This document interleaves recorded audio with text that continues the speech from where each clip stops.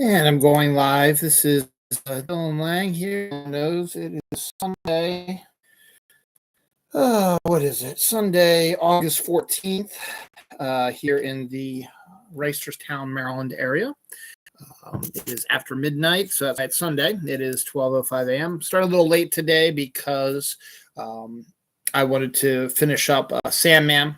So we watched 3 episodes tonight to finish up our Sandman watch. So we've watched every episode of Sandman now. So we'll talk a little bit about those. Some major deaths this week, some documentaries, some sports ball stuff, raids, Pokemon Go, Fortnite, Halloween stuff. All kinds of fun things going on here. So welcome to the show. Sorry.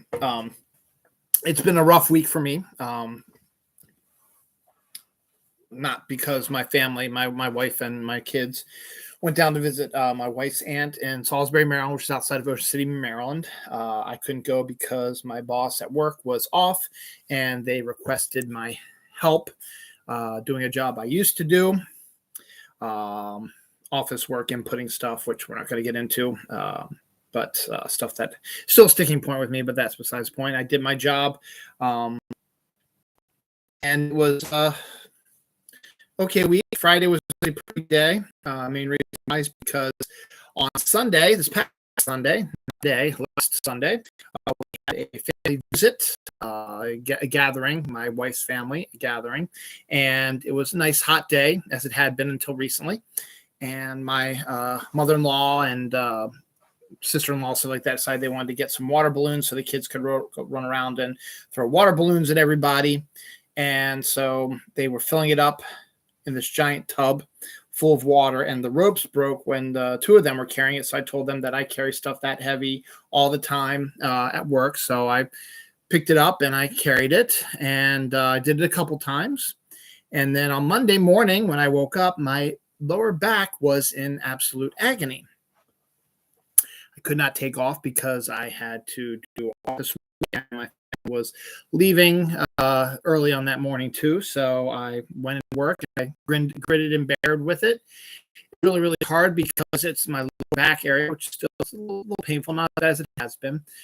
So where I sat, it was causing a lot of impinging on my nerves and a little bit of pain with that. And then when I would get up, it was like an old crone getting up. I was able to get myself out, but I some heating pad, took some Advil, put on this medicinal sort of pad that supposedly helped the medicine, getting leaked into the skin. But it helped a little bit. I felt like back on Thursday, and I didn't have a really big problem Friday. And connection's unstable, so wonderful. So. Already starting rough. That's just what we don't need. I think what's going on with that. So as I said, I still have a little bit of the pain there. So nothing too major, but it's getting better. But still, it's going to be there, I think, for a while. I don't think it's going away anytime soon. So I hope I don't have any more disconnection problems. So I don't know why I have these issues. I had one a couple weeks ago, and I didn't have any last week, so who knows. Let's get into it real quick. So during this week, while they were away, I watched a documentary series on Netflix called Trainwreck, Woodstock, the story of Woodstock 99. For those who remember that, Woodstock 99 was the 30th anniversary celebration of Woodstock, but it was, made up for current times, where they had the concert on an abandoned Air Force base or Army base, and it was the end of July, and they had big names of the big band names at the time: Red Hot Chili Peppers, Rage Against the Machine, Korn, Kid Rock, other stuff as well, and just a lot of toxic masculinity and women getting drunk and doing drugs and their tops, trying to relive the stories that they'd heard from, I guess, their parents who went to the actual Woodstock in '69 about the free love and free drugs, stuff like that. But this was far from it, because the people who created the concert event were in there not for peace and love. They were there for capitalism, which was so 90s.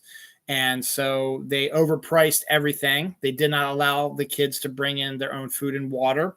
They had to buy it at the concession stands, where they put stadium prices on it. Like a bottle of water was $4, which in 1999 is obscene. Still obscene today, but it's not as bad as it would have been in 99. And just the pure, they cut costs. They didn't clean the toilets daily. They didn't pick up the trash daily. And the bands that they had played, or they had picked rather, that were playing, were very much into angry male toxicity, crashing things, destroying stuff. And it got to these people who were there to see them that were already sort of suffering from stuff like that. And it slowly unraveled and turned into a major shit show. So if you want to check out something really, really interesting, Trainwreck, the story of Woodstock 99 on Netflix. It's 3 episodes for a total of about 142 minutes. So all total, it's about 2 hours and 22 minutes long. But it covers every day of the event and what leads to the big spark that, if you don't remember, on the third day, a riot broke out at the end of the concert. Fires, destruction of property. There were many rapes and sexual assaults there that we find out later on down the line that were happening down there too. So it was a show, and this documentary does a really, really good job of interviewing all sides of it. And it's funny, the people who are the promoters are still not buying the fact that this was their fault, and that it was not just a small group of people, like what they've been saying since 99, that it was only a small group of people that caused all this damage, that it was in fact all these people. We had close to 250,000 people there, which was insane anyway. So crazy stuff. So definitely worth your while if you want to find out some interesting current history stuff, and it's very well done. Just to give you a heads up, there is language, there is nudity, there is some male nudity. You actually get to see what Flea's dick looks like, because when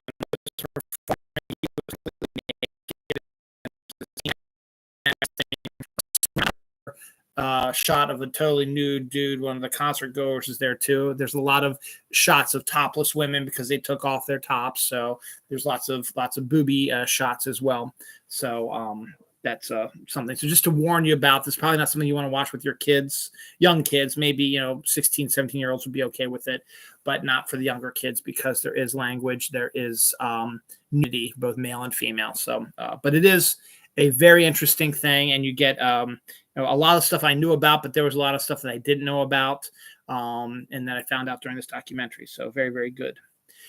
So a few years ago, there was a story that popped up on Facebook about this new video game that was in the works right now, where you would play as a cat wandering around a dystopian sort of Earth city, trying to get back to your family. You have to do quests and stuff like that. And there were some stills and video shots of it, and people went absolutely bonkers for it. They kept asking for it, kept asking for it, until it just came out a month or so ago.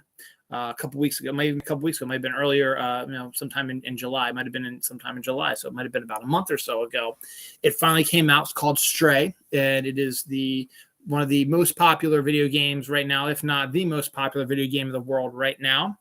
And it's due, in fact, to the part that they had been priming the pump for so long with talk about it and shots from it and stuff like that. Well, someone apparently listened to them and thought this would be a good way to get their new video game some buzz, and hopefully within a couple years, when their game is done, it'll get the same sort of response that Stray did. This one is what today's episode of Dylan Knows is called. It is a video game called Squirrel with a Gun. And yes, it's exactly what you think it is. The shots that they showed of it has a life-size squirrel, not that big, holding an actual human-sized gun, which is about the same size as the squirrel. And because of the recoil, it has real recoil. One of the shots they showed is a squirrel pulling the trigger and it's shooting upwards because of the recoil, and the squirrel is flying up in the air because of it. And you're going after, you're chasing people and you're shooting them and doing stuff like that. So Squirrel with a Gun is the new Stray. I don't know. There's no date for when it's coming out. They just started showing, as I said, the clips of it right now, and to get the interest, to prime the interest to it right now, just like they did with Stray. So in a year, 2 years, maybe even earlier, maybe they are ahead of where Stray was. Maybe it'll come out in 6 months or 3 months or whatever. But Squirrel with a Gun is going to be your new popular video game, up there with Goose Game, Stray, and now Squirrel with a Gun. So keep an eye out for that and look for it. I mean, you can probably find it if you go to YouTube and go to the search engine. You can probably type in Squirrel with a Gun. You might get some homemade videos that were obviously photoshopped or edited or computer generated or whatever. But there is a actual. There probably will be the little computer generated gameplay stuff that they're working on.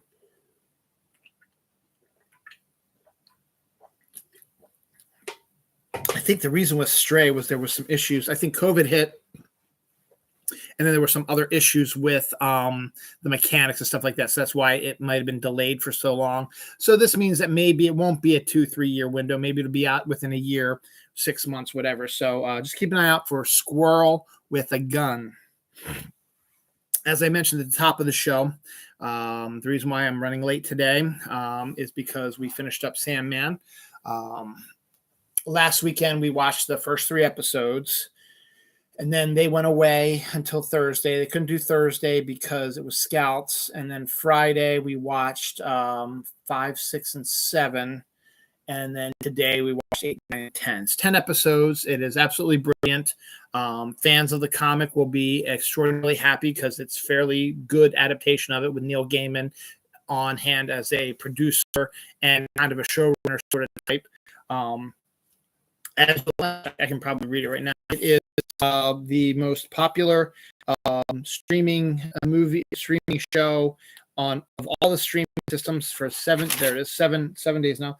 Sandman is the top show in 89 countries after consecutive days, number one spot of the highest streamed TV show.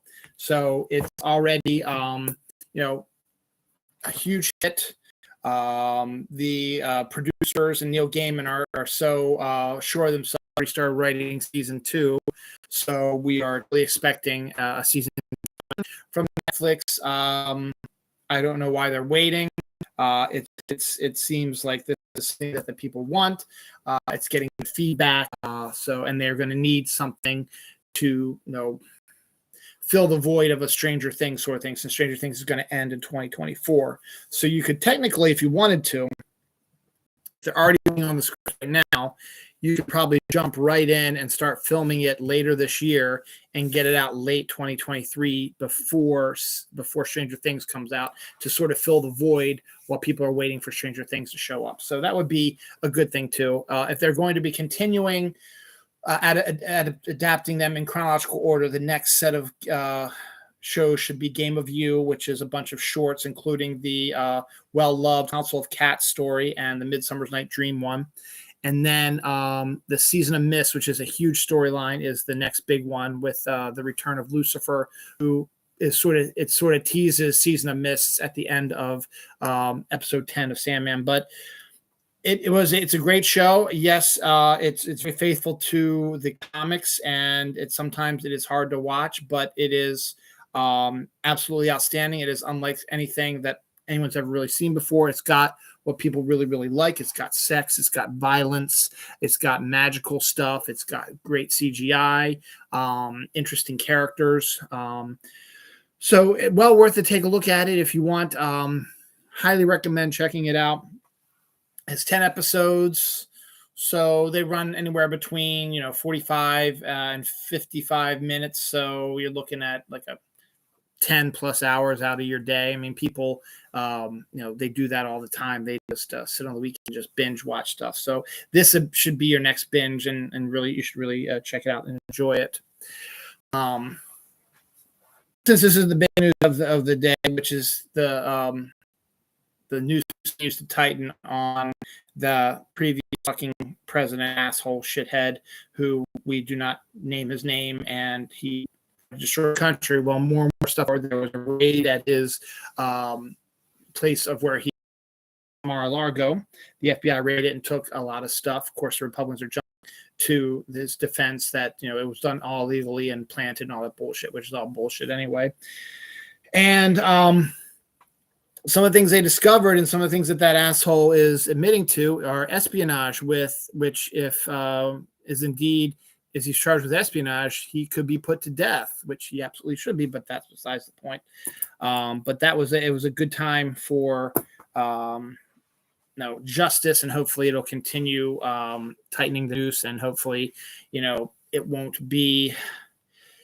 I'm still scared because I don't think anything's going to happen between now and midterms, and there's still a bunch of fucking complete and utter morons out there who are going to continue to vote against their country and against themselves because they want to stick it to the liberals for some reason. I don't know why they have such an issue with it. There's theories, but we're not going to get into that. I just want to say that that's news. That was what happened this week. So we're going to move on from that.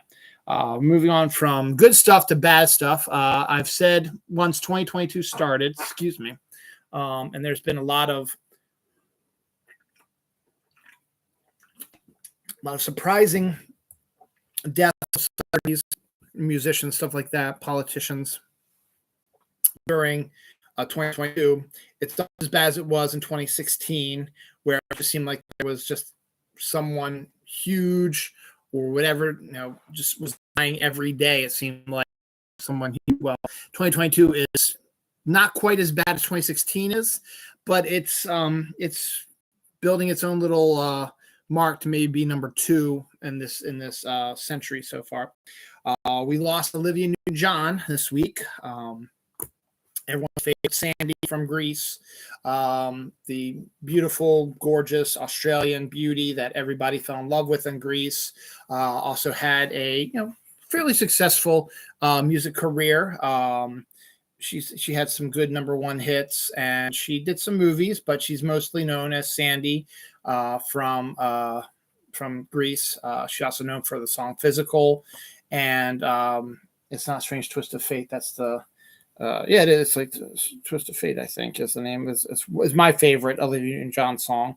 That was for a reteaming of her and John Travolta in a modern day romantic comedy, which was a disaster. But let me just get it here. "Twist of Fate." So great song from her. So she's had a long career. She's been battling breast cancer, and I think that eventually is what ended up killing her. So she passed away this week. Anne Heche, who was in her own right in the late 90s, and I'll get to that in a second. But she was in a car accident earlier this week, and was taken to the hospital where yesterday she was pronounced brain dead. She was in a coma when they brought her. She was pronounced brain dead, so for all intents and purposes, she's not coming back, and they've called it that she has died. So Anne Heche died at the age of 53, I believe. Now, before she started dating Ellen, she worked her way through Hollywood. She was bi at the time because she dated Steve Martin for a while, and their breakup was kind of messy, and she broke up with him to go date Ellen. And so when he was writing the movie Bowfinger, which is actually a phenomenal movie, if you haven't seen it, you should check it out. He created a character that he based roughly on Anne Heche, who was played by what's her face from Austin Powers, Heather Graham. So she was pretty much portraying Anne Heche, and the way Steve Martin had written her is as a woman who would do anything to get ahead, meaning, dating people who could help her move up in the world. Like in Bowfinger, they make fun of it by saying, she comes in and she starts, dating.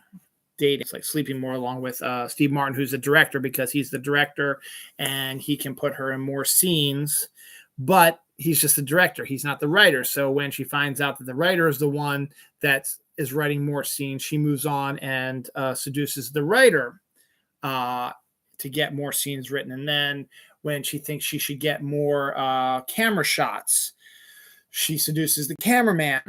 And when she finds out that Jiff, played by Eddie Murphy, is related to the big star, Kit, she seduces him to try to get closer to Kit. And then after the movie is made, she starts dating a high-powered female executive. So it is his sort of take on her. But she was in a bunch of films. She worked with Harrison Ford. She's done a bunch of stuff. She was a hot commodity in the late 90s, early 2000s. So she passed away this week. Again, sort of like an Anton Yelchin, who died way too young in a car accident. Something similar. Anne Heche was only in her 50s, so she was still fairly young as well when she passed away. David McCullough, famous history writer of history books that I like, books that are nonfiction, but movement are nonfiction, but are hugely popular. Let me just see if I can get sort of some of his stuff. David, because there's one he just released one. There it is. He wrote 1776, John Adams, Truman, The Pioneers, The Wright Brothers, The Johnstown Flood, Mornings on Horseback, which I guess is a Teddy Roosevelt thing, which I didn't even know he wrote. Mornings on Horseback is a 1981 biography of the 26th President of the United States, Theodore Roosevelt, written by popular historian David McCullough, covering the early part of Roosevelt's life. The book won McCullough's second national book. Okay, I didn't know he wrote one, but so those, some of those are hugely popular history books. And I read The Pioneers. I know that the John Adams one, they based the miniseries on HBO on that book. So yeah, he passed away. So he was a very good, brought history to the masses. G Gundam composer Yoshifumi Vishini died this week as well, and that they have at the zoo.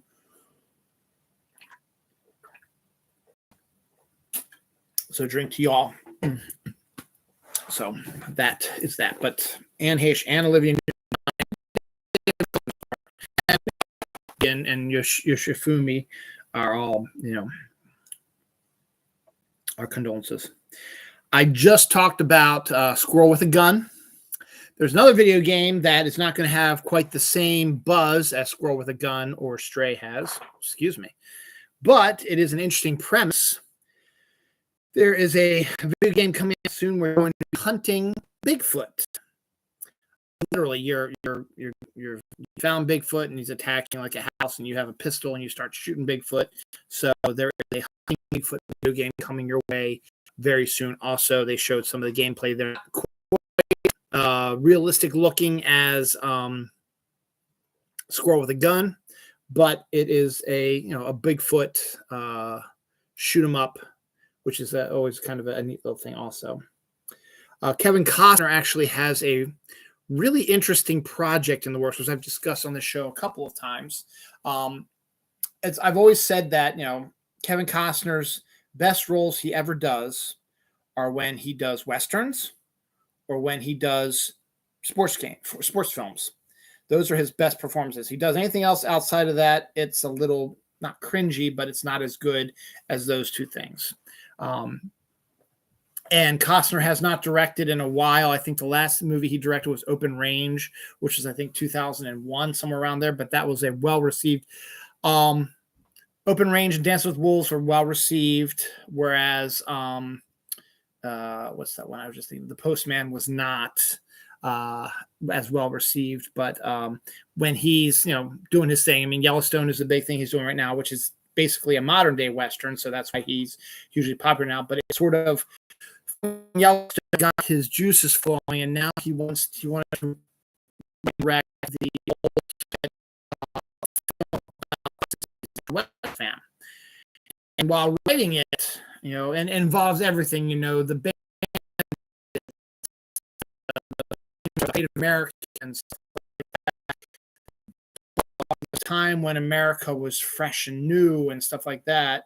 And he wants to bring that back. And he did a really good job with that when he directed Dances with Wolves, won the Oscar for that as well, which is well-deserved, honestly, I think. Despite what people may think about him or whatever, Dances with Wolves is a goddamn well-shot movie. If you can't get past the fact it's Kevin Costner, just try to watch the movie again without, all of Kevin Costner's baggage, and just look at the sweeping vistas that he uses, and the John Barry's amazing score, and just the way he shoots the entire film. And hell, go check out Open Range also, which is a hugely underrated film that not a lot of people knew about, but a lot of critical acclaim as well, and it's outstanding too. Again, just sort of these beautiful sort of vistas like that. So I'm excited for this. It's called Horizon. But while he was writing it, he began to realize that there is no way in hell that I will be able to put everything I want to into one 3-hour movie. So he's decided to split it up into, I think he said maybe 4 movies. So he's going to direct all 4 of these movies, which is basically going to be the history of the Wild West from the very beginning to possibly present day, or up to a certain point, maybe up to the beginnings of when the Wild West started to die, like around the late 1890s and early 1900s. So it's going to be huge. I'm excited because he knows how to shoot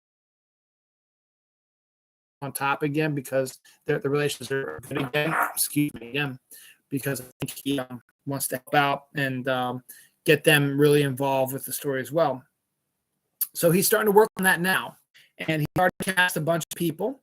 Sam Worthington, who's no stranger to these types of films, he's the star of the Avatar movies, has been cast in this movie. Sienna Miller has been cast. And Jamie Campbell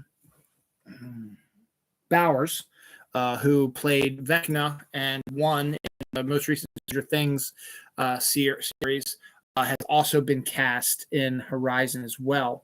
So good cast forming right now, and this is just the beginning. I mean, this is going to be a huge cast with a big cast of characters. I'm sure Costner's going to fit himself in there somewhere in some form or another. It wouldn't surprise me if he plays a role, maybe not a lead role, but he'll be playing some sort of role in the movie as well.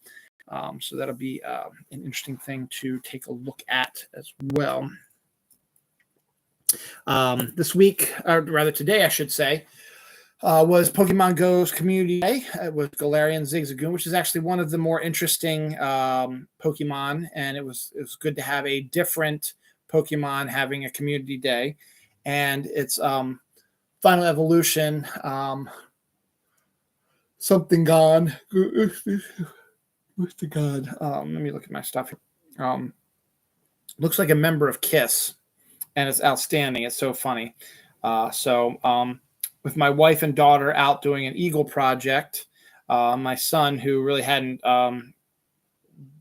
he's been in Pokemon before, but really wasn't as involved with it as he used to be, decided he wanted to come out with me, and we went for a walk from about, I would say, 12 o'clock to about 3 o'clock. So we were out and about for about 3 hours doing our community day stuff, and it was beautiful weather, because the weather has been absolutely gorgeous. Will be for the foreseeable future. Sorry, I had to catch that Pokemon. Obstagoon. All right. So he looks like, put the camera there. See, he looks like a member. So that's kind of funny. So and his shiny is like a red, white, and blue sort of. And you catch this one also. It's sort of like a red, white, and blue sort of thing as well. So that was just a fun little night for me and my son to get dating, right? Me and my son to get out, and a really good community day. So gorgeous weather. Hold on, let me just real quick. I got to finish my right now, presently on Pokemon Go. Oh, you got to be kidding me. No, you're being a pain in the ass, aren't you? All right. So I'm trying to catch this also. Brie Larson apparently is starring in Apple TV Plus show Lessons in Chemistry. I don't think I mentioned that because I don't remember. I don't think I mentioned it. I don't know if she was in the show, if it was mentioned or not. So since I'm doing the show, even though I want to catch that ghost type, I'm not going to. So she's doing a show. So the first stills of that came out. I think it's coming out a little bit later this year. So she did do something between her Captain Marvel movies. So that's kind of good. This week also was the kickoff to preseason football. Last week was the Hall of Fame game, but all the other teams started playing this week. The Baltimore Ravens, my team, opened the preseason with a Thursday night game against the Tennessee Titans at home in Baltimore, and the Ravens won it 23-10, which kept their winning streak to 21 preseason games in a row that they've won. So that is a record that is kind of useless, but it's still fun to say they haven't lost since 2016, a preseason game since 2016. So that's kind of an amazing sort of so that they're continuing to do that is outstanding. So we'll see if they continue there. Their next game is next Sunday. So we're interesting to see how that goes like that. But what's really interesting is that so the Ravens have Lamar Jackson as their quarterback when the new season starts. Our opening day opponent is the New York Jets. Now, New York Jets had their preseason game Friday night. Yeah. It was Friday night, and I think the Jets end up winning that one. But their young quarterback, Zach Wilson, who was starting the preseason game, I guess just to play a couple of snaps just to get into some game momentum or whatever, tweaked his knee during one of the runs he was doing. And he was taken out, and x-rays and stuff were done. It does not show a tear, but he has a bone bruise and something with his meniscus. So he will be out. He's going to need some surgery. So he will be out probably for the rest of the preseason, and is probably going to miss maybe between 2 and 4 games this season early on. So he might be back in October as the starter for the Jets. So who's the Jets back? Joe Flacco, who was the previous Ravens quarterback, but he was moved out of Baltimore when Lamar Jackson was drafted, came on and played very well. So opening week, September 22,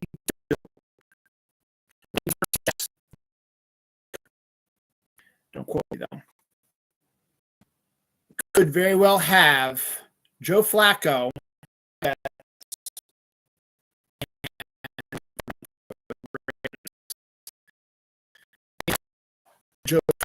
when he was a starter in Denver. Lamar came, did not play Denver that year. He was traded to the Jets, and he was a backup. I don't think he might not have even played for them. He might have been doing something else. He might have been on the IL or whatever, but I don't remember. I think maybe we did play him. So regardless, we very well could have a Joe Flacco versus Lamar Jackson opening week football game on September 11th. So that would be really, really cool if they could do that, because there's already going to be a bunch of storylines going on in the first week of football with all the quarterback moves and all the interesting stuff that's just going on. I think Baker Mayfield, their against his former team, down to at the time we'll probably not have Deshaun Watson with them. We'll have another quarterback, but Baker Mayfield, and he might not even make the starting, might not even be the starter for Carolina, but if he is, he'll be starting against his former team as well. So all kinds of fun little stories like that coming up. So should be very interesting to see if that is up there. So some interesting stuff there. The first Native American woman was into space this week, I believe. Will be docking up at the ISS, but it's really cool that is a thing now, that we now have Native American women in outer space now representing, which is cool.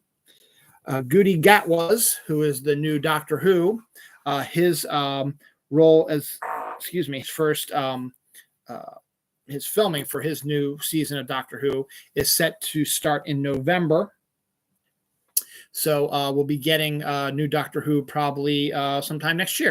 We are already, because next year is going to be the 60th anniversary of Doctor Who. So they've already got a bunch of specials lined up, and we need to have the handover from 13 to 14, stuff like that. So, or is it 14 to 15? No, it's 13 to 14.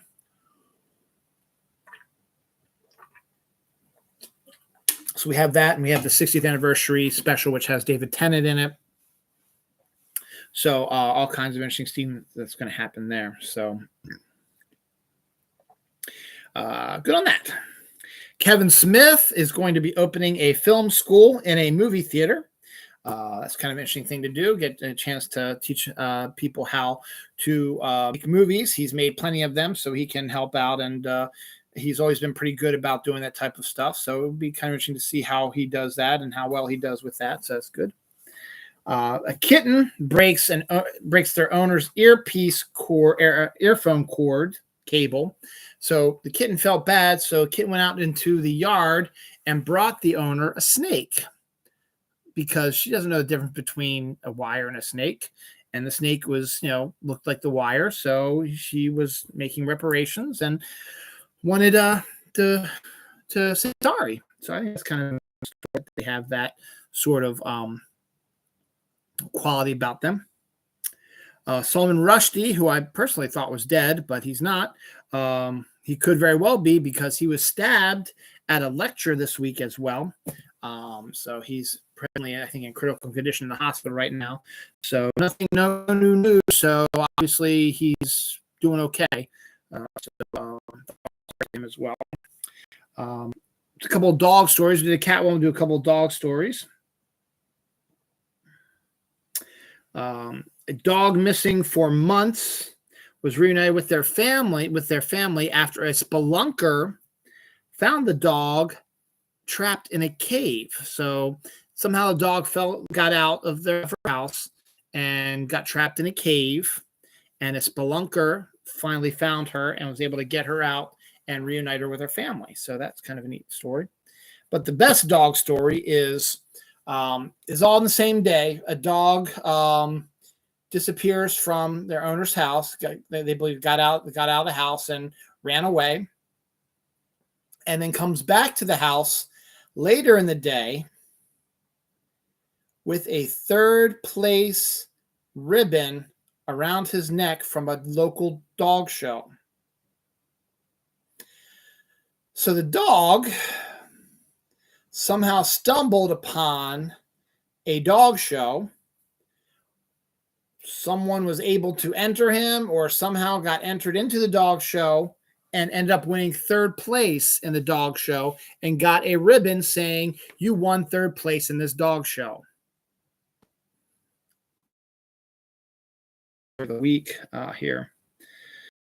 So yeah, kind of a interesting little thing there. Scott, who was cast in the Madam Web movie, well, we're beginning to get some looks into that since they're filming it. It looks like that Adam Scott will be portraying a young Uncle Ben, which means that the series may be taking place before Spider-Man is Spider-Man. So it could be interesting to see that. Michelle Yeoh and Brian Cox are two of the new cast for the Russo brothers' new movie from Netflix. They had a great showing with the great man, so now they're making another film, and they just can't tell more about more upcoming casting for it in the future. Speaking of casting, Diablo Cody, someone's name we haven't heard for a long time. She was a former stripper who became a screenwriter, wrote the Body, won, I think, an Oscar for writing Juno, and then she just sort of disappeared for a while, and now she's reappearing with her directorial debut that she obviously wrote also, of a movie called Lisa Frankenstein, which you can pretty much route is going to be about one of Dr. Frankenstein's relatives. Obviously, it's written and directed by Diablo Cody, and they just cast the wonderful Carla Gugino. Very nice. And Zelda Williams. So we will see more about that down the line. But that is some new casting for a new Diablo Cody movie, which could come out soon.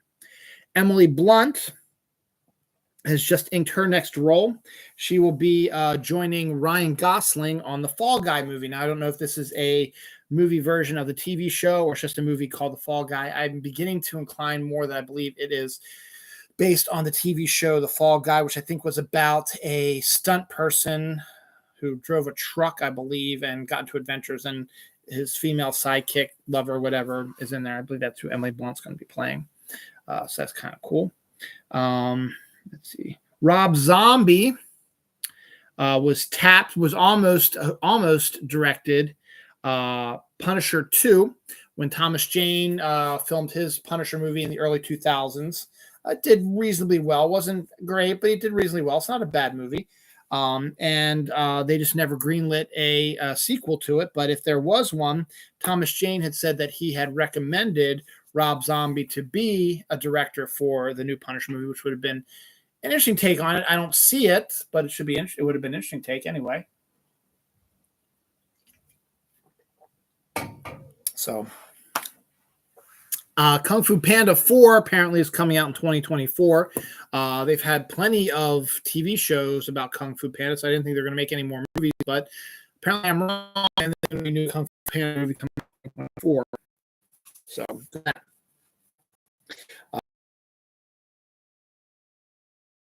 Get a movie out for this one, and Jim Henson's Creature Studio is going to be working on the figures, the Freddy monsters. So this sounds like an absolutely delightful B horror movie. Amityville Thanksgiving trailer came out this week. It's coming out in November. And yes, it is a Thanksgiving dinner at the notorious Amityville Horror House. So that in and of itself is a fairly thing. So let's go from Thanksgiving to Halloween. Pillsbury has a new monster shaped sugar cookie dough coming out soon in the shape of Frankenberry and Count Chocula. So you'll be able to those are the ones where you just cut the little circular cookie, bake them up, and you get really soft, yummy. So that's coming up. MGM's Halloween movie Dark Harvest, based on a book, may actually be getting a Halloween premiere. It was originally supposed to premiere September 20th.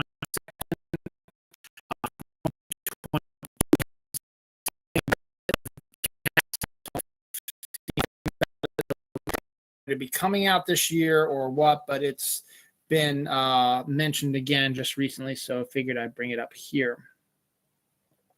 All I got left now is anniversary. A lot of anniversaries for this week in August, so bear with me here. First up, that should be 19 years ago. Freddy versus Jason came out, which was a absolutely delightful film, bringing two horror icons together in a really interesting story. And it would be neat to see a sequel. Maybe throw Michael Myers in there a little bit. That'd be kind of cool. They did do a comic book called Freddy versus Jason versus Michael Myers versus Ash from Evil Dead. So, at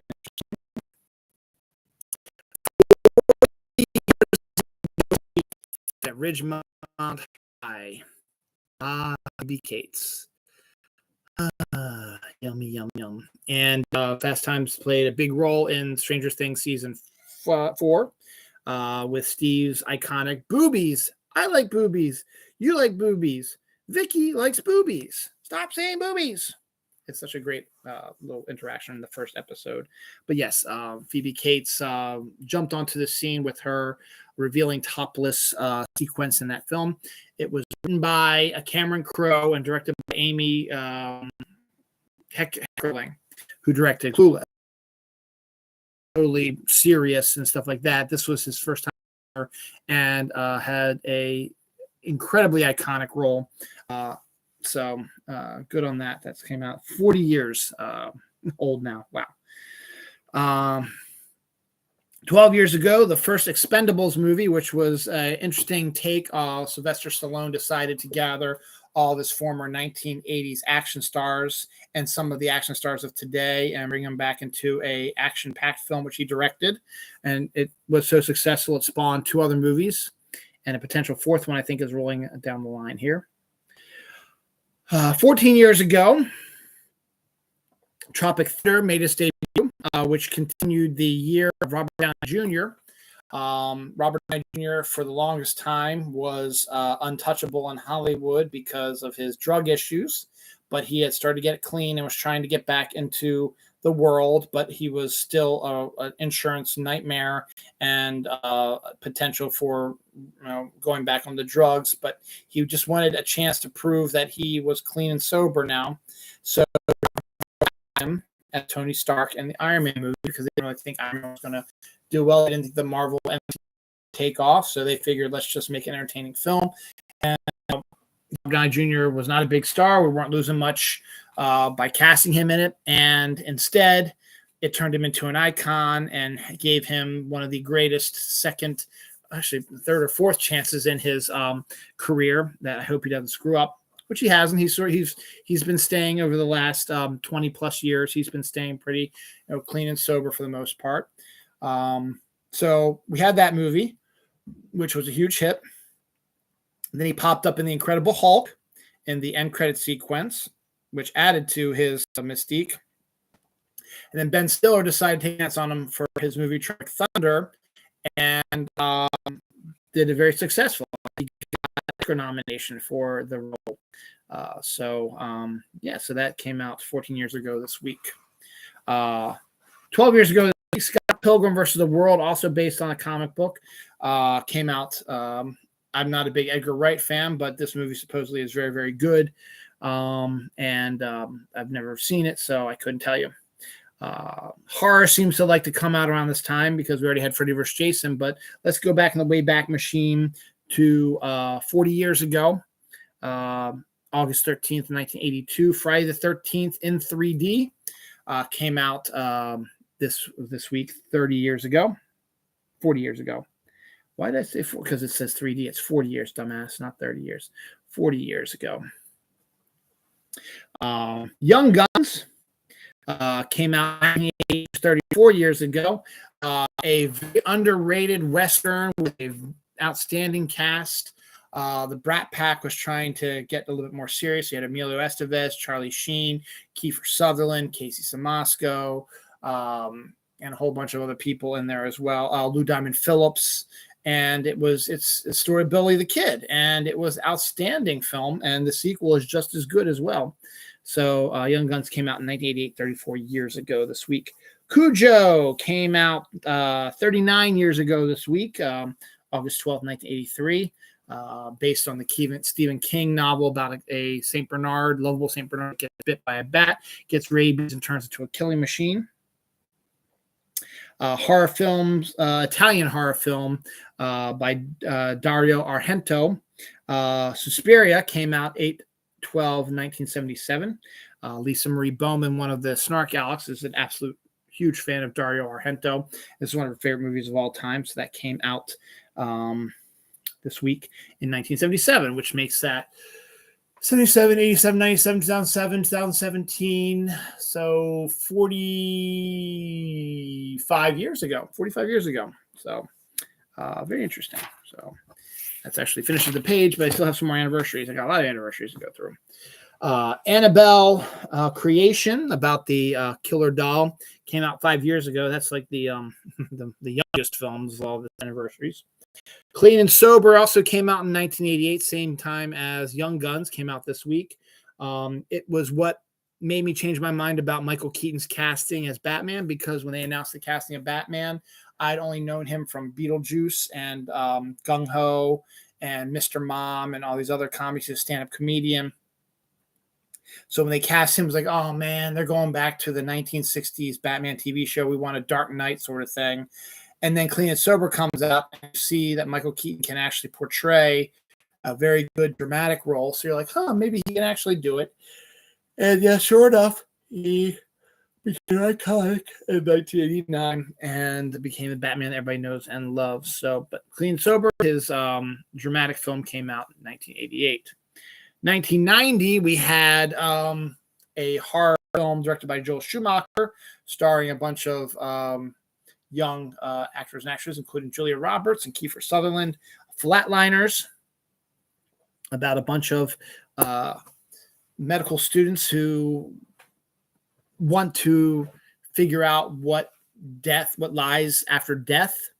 So they decide to create an experiment where they kill each other, not like in a serial killer way, but they stop their heart using drugs and stuff like that, and let them be dead for 5-10 minutes, whatever, long enough that they know that they can bring them back, and then they'll have a chance to report about what happened after death. And it's successful. They bring everybody back, but bringing people back from the dead also brings supernatural shenanigans also from the dead. It's an outstanding film. It's really, really good. Should check that out. This is a movie that not a lot of people have heard of before. 1984 film. This was right at the height of when cable first came out, and we were one of the families that actually got cable when I was younger. So we got cable, and we also subscribed to HBO because that was really one of the only ways you could get to watch movies. Because VCRs, were starting to come out, but videotapes were still very expensive, and the only way you could really rewatch movies was in the movie theater, and then you have to wait a couple years before they went to network. But now with the advent of cable, you wouldn't have to wait as long now, and you could get films on cable, but again with commercials and edits, stuff like that. But when you create HBO, you had uncut movies as well. So we got that. And one of the movies I remember watching at my 11-year-old self over and over again on HBO when it officially came out after its theatrical debut was the movie Cloak and Dagger, which starred Dabney Coleman as about a little boy whose favorite it's either comic book or TV show is about a spy who's played by Dabney Coleman, and the boy gets embroiled in an actual spy case, and his invisible friend is this character that he sees in this movie. It's really a really good movie, and I wish I hadn't seen it in a long time, but I remember it being one of my favorite movies when I was growing up. So that's anniversaries from 1984. So 84, 94, 2004, 2014. So it's 38. Yeah, about 38 years ago. So, yep. Nightmare on Elm Street. See, another horror film. Nightmare on Elm Street. Dream Child came out this week. I didn't get the date on that one, but it came out this week as well. So it's its anniversary this week. A Double Impact. The Jean-Claude Van Damme one, one of the ones where he plays twins, came out 31 years ago. Red Dawn came out 8/10/1984. That's the Wolverines. It's Patrick Stewart and Jennifer Grey, and not Patrick Stewart, Patrick Swayze and Jennifer Grey, and I want to say C. Thomas Howell's in there. It had a who's who of young actors. Let me just try to remember all the actors that were in Red Dawn.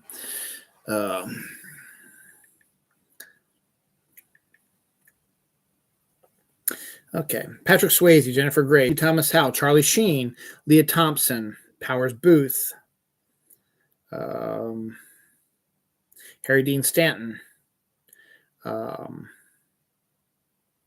Lane Smith was in it. I didn't know that. Okay. And then a bunch of people I'd never heard of before.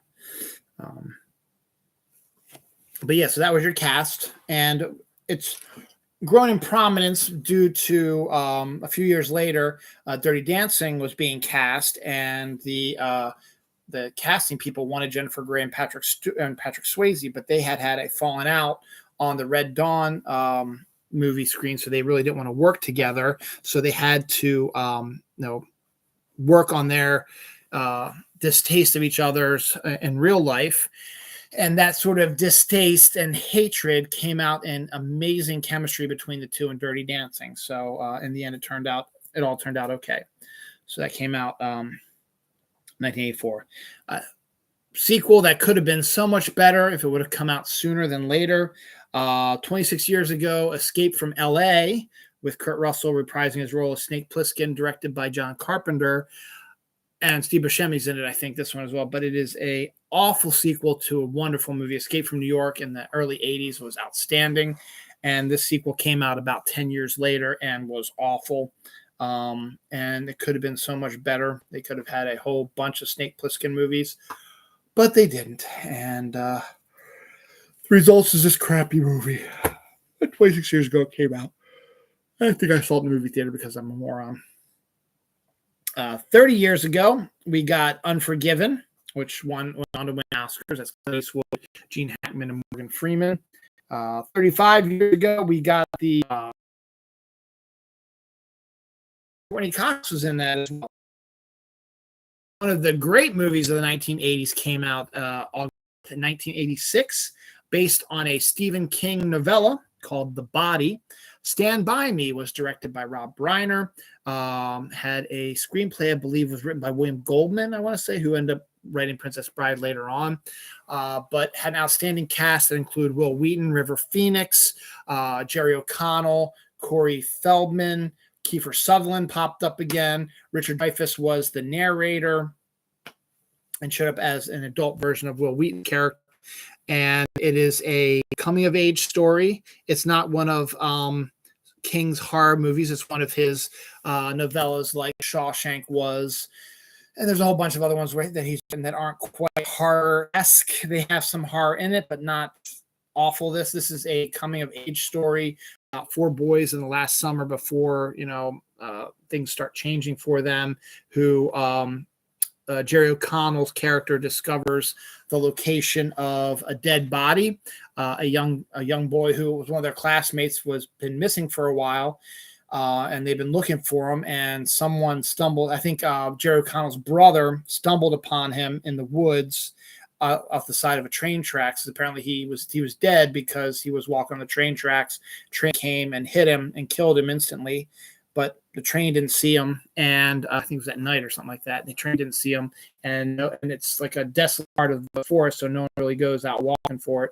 But somehow Jerry O'Connell's brother discovered it, and Jerry O'Connell overheard where the location was, so he gets his friends, River Phoenix, Will Wheaton, and Corey Feldman, to go to find the body, just to see it, and then become the heroes to tell the newspaper people where it is, but wants to make sure that it is actually there and not a made-up story by Jerry O'Connell's brother. Meanwhile, Jerry O'Connell's brother is part of a gang led by he's absolutely evil in this, Kiefer Sutherland's character, who Kiefer Sutherland also wants to find the body and get the glory as well. So it's convergence of these two groups coming together, which comes down to a face-off at where the body is. So it's an outstanding, a really good movie, and a really good coming of age sort of film.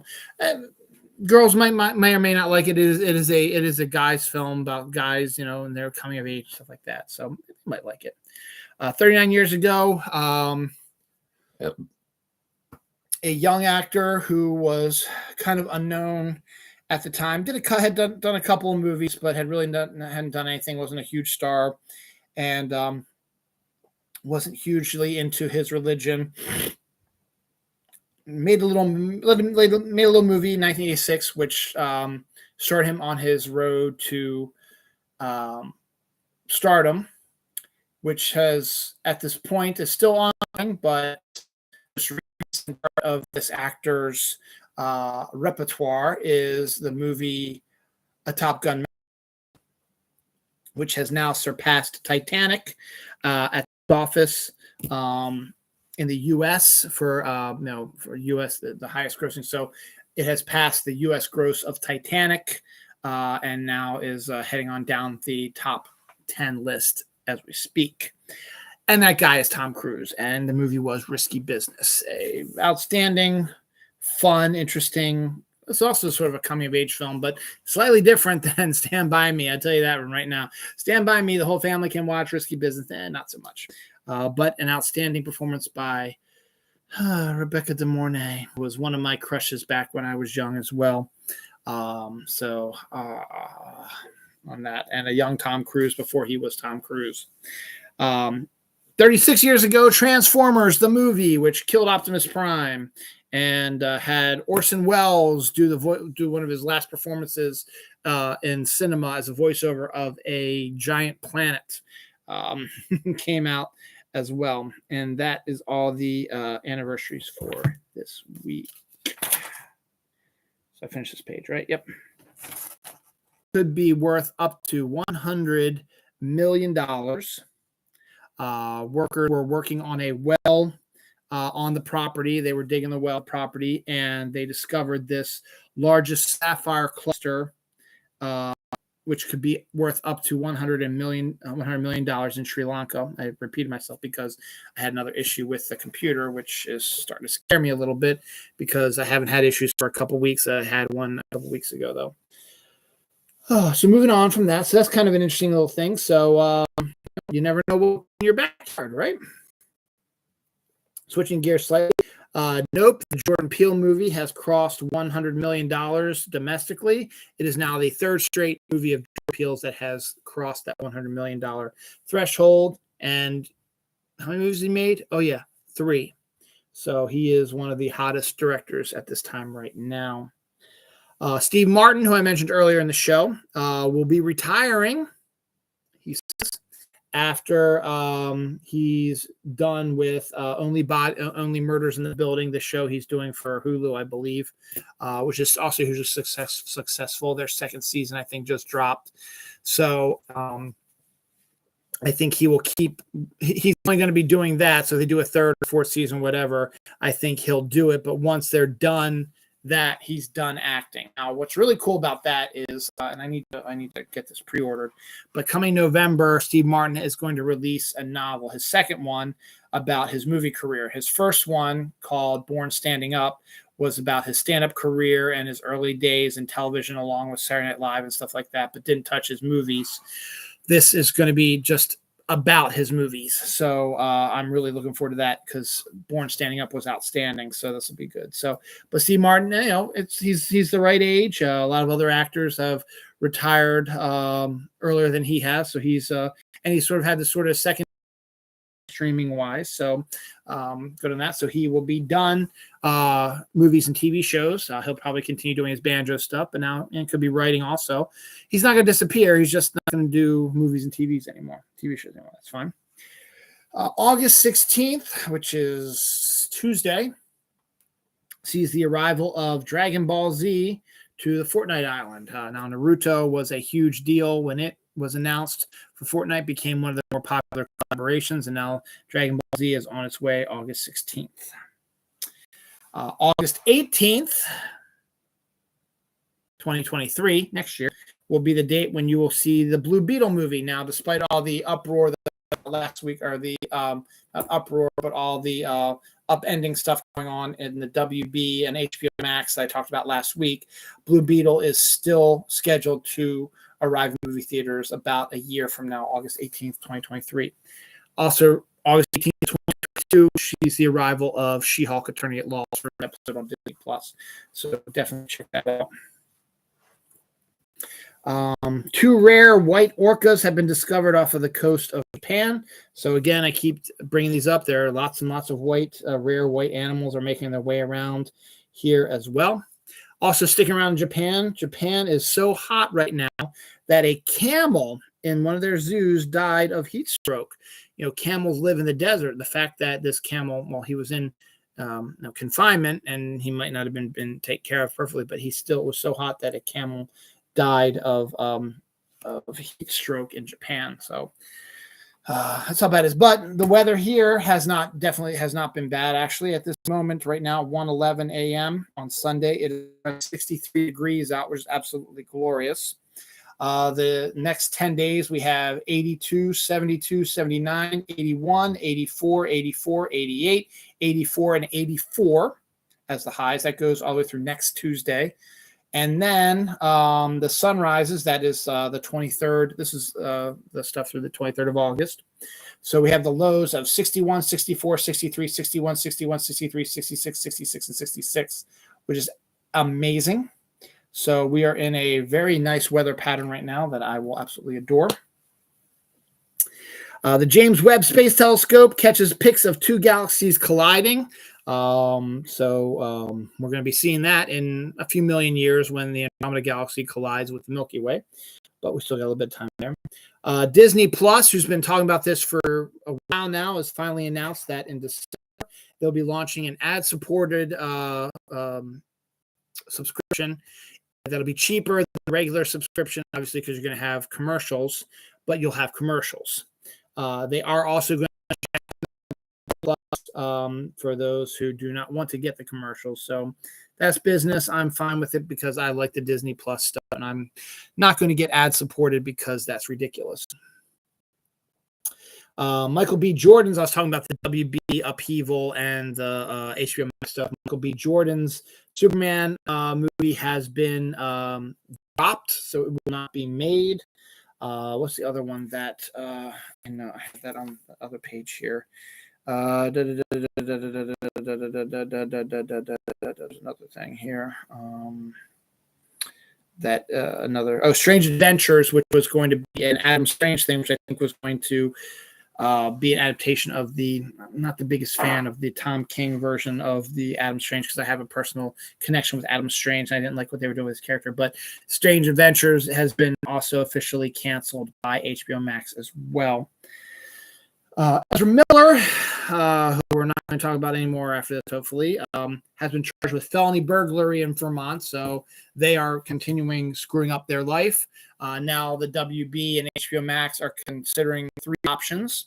One is if Ezra Miller gets help, and shows sign of getting better, they will release the movie and get him out there to do some of the press for it, but not that much. If he does not show any signs of being helped or whatever, they still might release it, but with very little fanfare and promotion, or they might decide that it's just way too much and we're just going to scrap the whole thing. So those are the three things going on right now. So excuse me. So he's just not making it very easy for them now, is he? Mac and Ruth is a body switch comedy which just came out this week starring Diane Keaton. Had a good body switch movie in a while, but the first trailer for it came out. I hadn't heard of it, and it came out this week. It must be a video on demand thing, but it's a body switch movie which we haven't seen in a really, really long time. So interesting. Stephen King, as I mentioned, I was talking about his his name is gold. All of his work has been adapted. Not all of it, but a lot of it has been adapted in some form or another, and people are always looking to adapt more of his stuff. Well, one of his lesser-known books, actually written under his pseudonym of Richard Bachman, The Regulators, is now in the works to being a film coming soon, it's a really kind of a weird sort of story about like a kid who controls a neighborhood sort of thing, and it has ties with the novel Insomnia, so both of them came out at the same time. So we had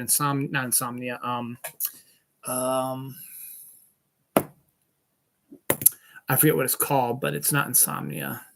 It's something like that, but it was a connection between the two because both books came out at the same time and they had similar characters in both of them and similar situations, but it was a little different here and there. So we're going to see that. Margaret Quelling and Geraldine Viswan-Muffin, I can't read my writing, will be starring in Ethan Cohen's first solo film. Joel Cohen made his solo directorial debut last year with the Macbeth movie with Denzel Washington, and now his brother Ethan Cohen is doing his first solo film with these stretches. Nothing is really known about the movie yet, but it has been announced that he will be directing it by himself, not with his brother. A scientific team films the speed of light at 10 trillion frames per second. I don't know how they could do that. Somehow they did, and they were able to get what light looks like, the speed of light looks like physically now. Coke Dream World is the newest Coke special flavor they're doing, and it's out in your Targets and places like that now, but not your grocery store, stuff like that. But this one tastes like mango, so it's mango, sort of basically mango Coke. Pepsi has a mango flavor. Mountain Dew has a mango flavor, so why not mango seems to be the new soda flavor. Lay's continues to use other flavors. A new chip coming out soon will be Lay's Kettle Cooked Fritos Chili Cheese Potato Chips. Philly chili cheese chips are really, really good, but they're going to take the chili cheese seasoning and put it on the Lay's Kettle Cooked, which are the more thicker potato chips out there. The University of Tulsa has built cat condos on their campus for the insane amount of wild cats that live on their campus. I don't know if they're just people whose cats ran away from home or cats who've always been out in the wild, but they've built cat condos for them on their campus. So if they want a place to get out of the weather, protection, heat, whatever, they can go and they can live in there. So good on that.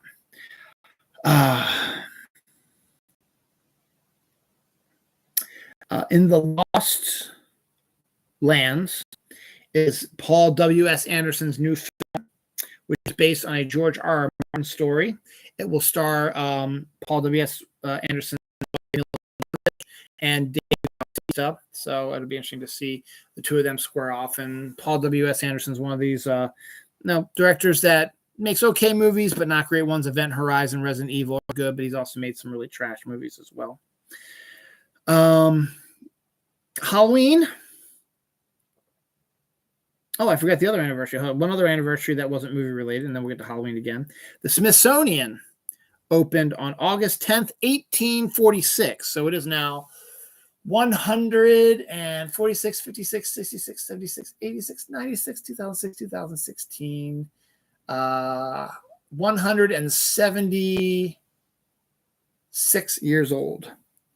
So the Smithsonian opened August 10th, 1846. So that's the anniversary this week for that.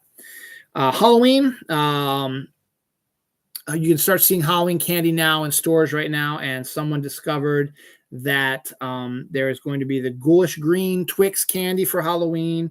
The green Snickers nougat also is coming back out for Halloween. So green seems to be the color of Halloween. I guess it's like Frankenstein color. It's dead bodies, stuff like that, look kind of greenish. So that seems to be the color du jour for Halloween, though you'd figure orange would be.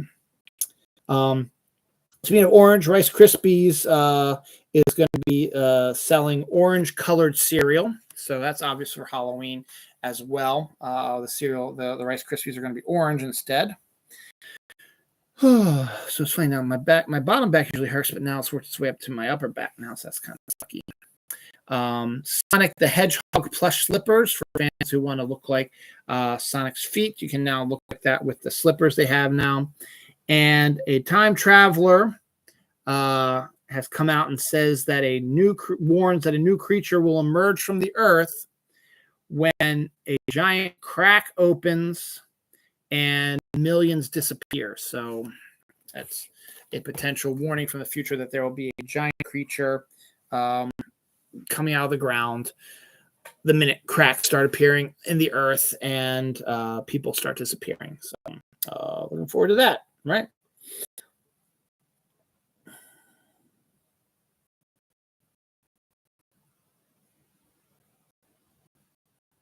Oh, moon caves and pits on the moon.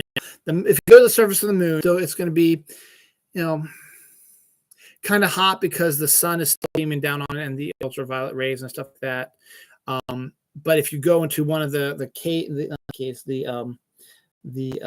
caves and pits that are on the moon, the temperature is a very comfortable Earth-like 63 degrees because it's out of the way of the sun, but also it's not going to be freezing. So it's a weird dichotomy thing going on, but you can, if you want to get out of the hot moon surface, you can go and land on and hang out in a moon crater or cave, and it's going to be 63 degrees. Stardew Valley-like Final Fantasy Sims game is going to be including something called horny fruit. And yes, horny as in wanting sex fruit. So, okay. Last week's box office numbers: Bullet Train, the action film with Brad Pitt, made respectable $30 million its opening weekend. So good on that.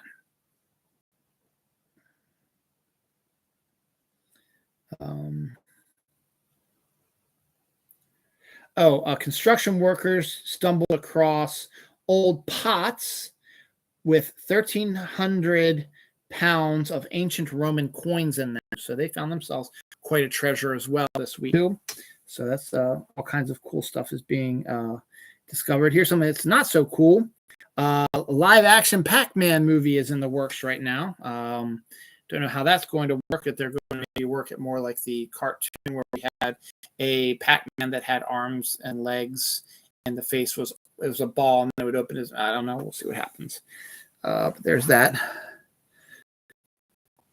And Angela Ross to be the lead in a revival of Chicago.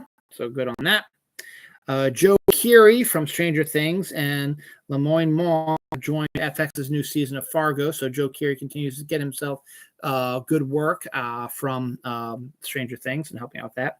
Taika Waititi secretly married his girlfriend Rita Ora this week. Prey, the movie about the predator attacking an ancient young Native American female, is the #1 movie on Hulu and is the greatest movie debut ever on Hulu. And everyone who's seen it has absolutely adored it. There are people who rate it higher than the original Predator and have left room for sequels and stuff like that. And someone threw out an idea a samurai who loses the person that he's supposed to be protecting due to the predator in feudal Japan, has to take on a predator in feudal Japan, so to get back his honor. So that could be kind of interesting if they decide to do that as well. Yeah. The Sonic plush slippers. Sonic, the movie 1 and 2 have been very successful. That a third one has already been greenlit, and it will be coming out December 20th, 2024.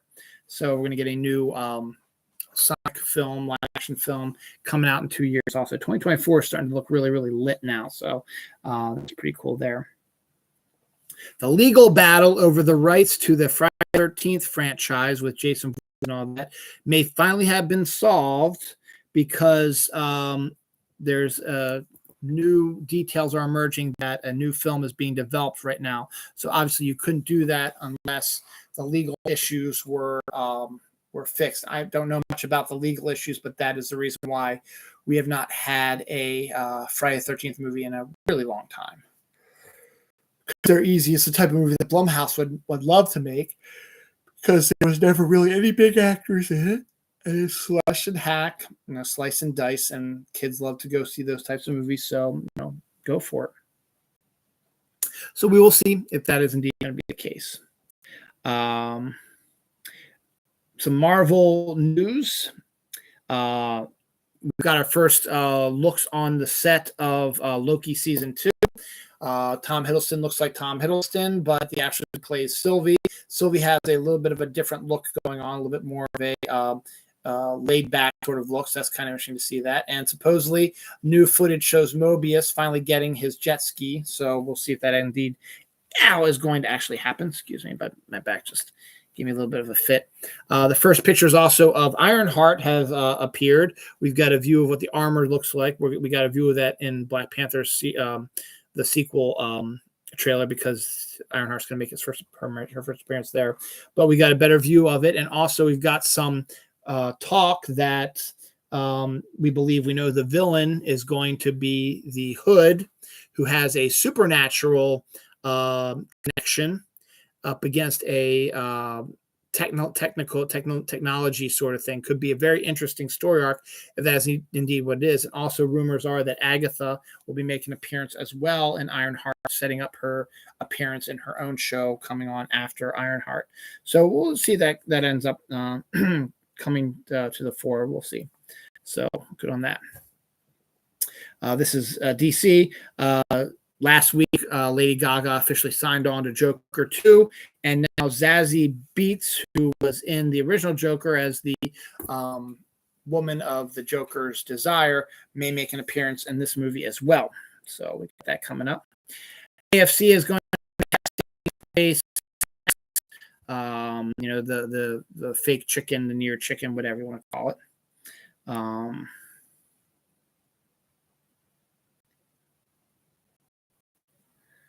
How does that say?